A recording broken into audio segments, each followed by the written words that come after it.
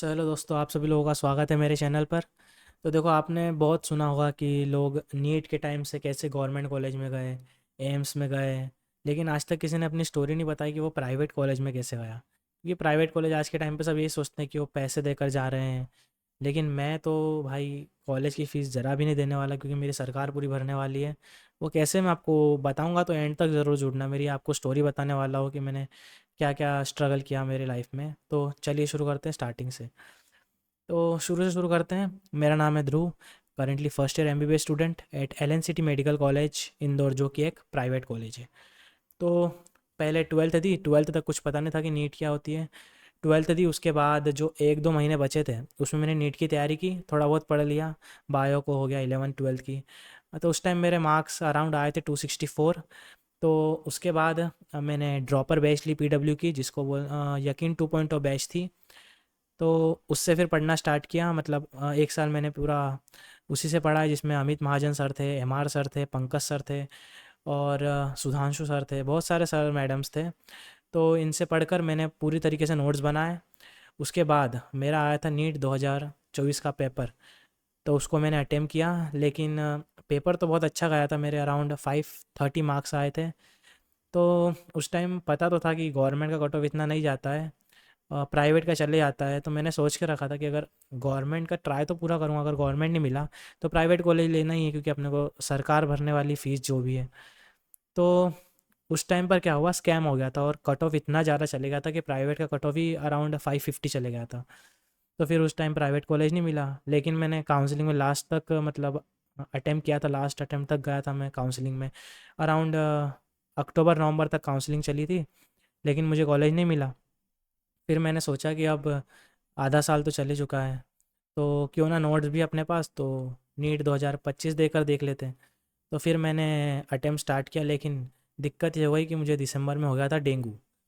अब दिसंबर में डेंगू हो गया, तो बैकलॉग्स वगैरह थे, थोड़े बहुत लेक्चर्स कवर करना थे मुझे। तो जैसे ही पूरा दिसंबर मेरा डेंगू में चले गया था।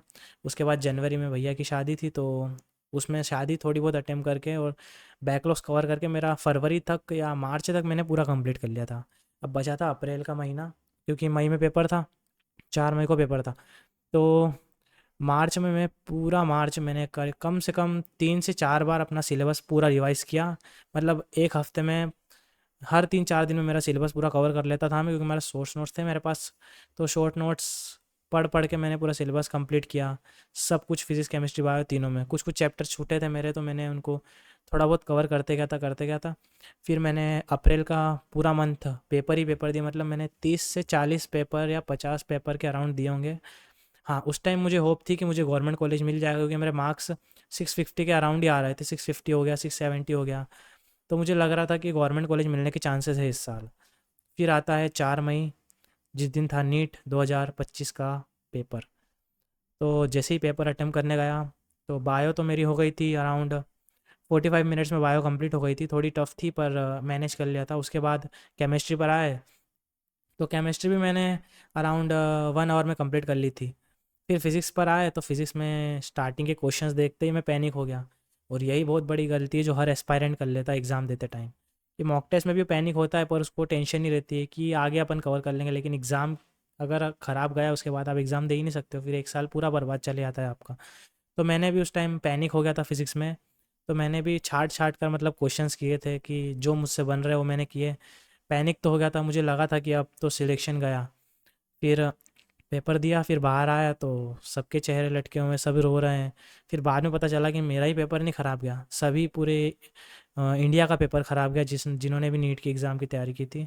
सब रो रहे थे, न्यूज़ चल रही थी कि नीट का पेपर बहुत टफ आया, टफेस्ट पेपर आया। फिजिक्स में जेई एडवांस लेवल के क्वेश्चन पूछे।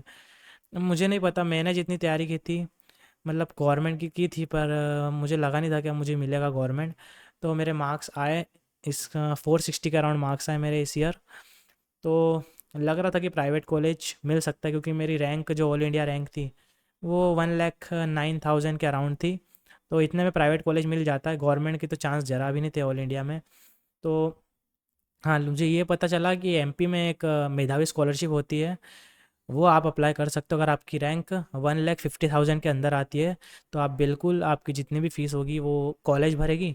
तो मुझे ये पता था, तो फिर मैंने प्राइवेट कॉलेज के लिए काउंसलिंग में स्टार्ट कर दिया, वो भी एमपी में। ऑल इंडिया नहीं भरा क्योंकि मुझे पता था ऑल इंडिया मिलेगा और गवर्नमेंट मिलने के चांस थे नहीं। तो एमपी में मैंने प्राइवेट कॉलेज के लिए अप्लाई किया। तो फर्स्ट राउंड में मुझे अमलतास कॉलेज मिला था। फिर मैंने अपने पास का जो अराउंड कॉलेज देखा कि पास में जो पढ़े अपने, तो फिर मैंने इंदौर का कॉलेज दूसरे जो राउंड था उसमें इंदौर का कॉलेज डाला और फाइनली मुझे मिल गया इंदौर का कॉलेज। तो मैं बहुत खुश था कि एटलीस्ट मेडिकल कॉलेज तो मिला, प्राइवेट हो या गवर्नमेंट। देखो हाँ, ये है कि गवर्नमेंट में फ़ीस थोड़ी कम लगती है, प्राइवेट में बहुत ज़्यादा लगती है। कॉलेज फ़ीस की बात नहीं कर रहा हूँ मैं, रहने खाने का बोल रहा हूँ। जैसे मुझे भी हॉस्टल फ़ीस देना पड़ रही है अभी फ़िलहाल, हॉस्टल फ़ीस, मेस फ़ीस। बाकी कॉलेज फ़ीस तो पूरी सरकार भर रही है। लेकिन इसमें एक बेनिफिट आपको यही मिलेगा कि आप 5.5 साल आराम से पढ़ सकते हो, कोई दिक्कत नहीं है। लेकिन आगे के जो 5 साल होंगे वो आपको गवर्नमेंट को देना पड़ेंगे, मतलब आपको रूरल सर्विस करना पड़ेगी। डिस्ट्रिक्ट हॉस्पिटल में कर सकते हो, जहाँ पर वो आपको अलॉट करेंगे गवर्नमेंट, वहाँ पर आपको 5 साल पूरे आपको ड्यूटी देना पड़ेगी। तो ये बात अच्छी है, आपको प्रैक्टिस ही होगी ज़्यादा से ज़्यादा, और क्या होगी। तो ये बात मुझे अच्छी लगी कि प्राइवेट कॉलेजेस में अभी भी एडमिशन अच्छी बात होती है। मतलब फ़ीस तो लोग भरते हैं 1-1 करोड़ पूरे 5.5 साल के, लेकिन मुझे 1 रुपया भी देना नहीं पड़ रहा है। तो ये बात मुझे बहुत अच्छी लगी। तो इस चीज़ के लिए मैं सरकार को बहुत धन्यवाद देना चाहूँगा कि हमारे जैसे बच्चे जो गवर्नमेंट नहीं मिल पाता तो वो प्राइवेट से एमबीबीएस कर पा रहे हैं।